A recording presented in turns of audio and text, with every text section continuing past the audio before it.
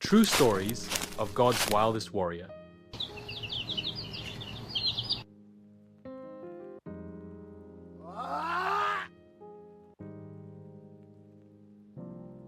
Judges 3, 12, 30.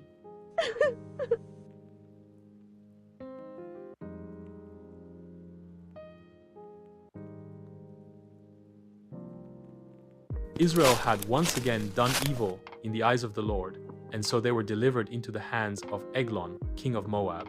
Eglon was cruel and corrupt. For 18 years, the Israelites groaned under his heavy hand. Crops were stolen, children grew up in fear, and prayers turned into silence. Then came Ehud. He was no champion, just a man from the tribe of Benjamin. Left-handed, unremarkable, a quiet figure in a noisy, desperate world. But God had a plan. In the quiet of night, Ehud forged a short, double-edged dagger. He gripped it in his left hand, testing the balance, feeling its weight.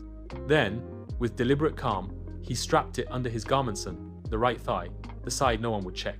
He knew what he was doing, and what he might not come back from.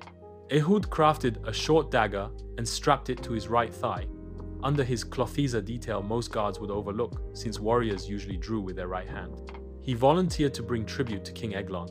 Surrounded by Moabite guards and oppressive protocol, Ehud carried the offering with measured steps. The king, arrogant and obese, sat like a monument to excess, unaware that divine justice walked toward him in silence. After delivering the tribute and retreating with the escort, Ehud paused. His pulse pounded. His breath slowed. Then he turned back. "I have a secret message for you, O king," he said, eyes steady. Intrigued and flattered, Eglon dismissed his servants. The room emptied. The tension grew.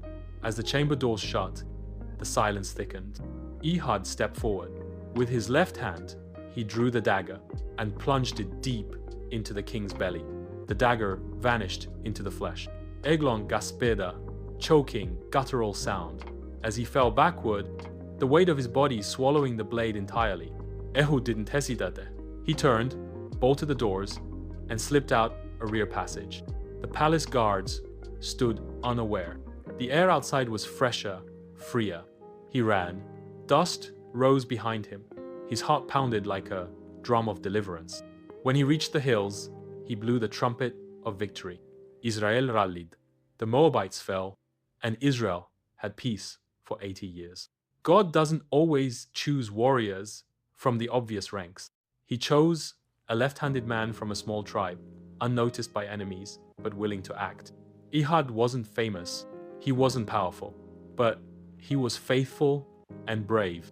You don't need to be celebrated to be chosen, just available. That day, Moab was made subject to Israel, and the land had peace for 80 years. Judges 3, 30. What we see as weaknesses, God uses as weapons.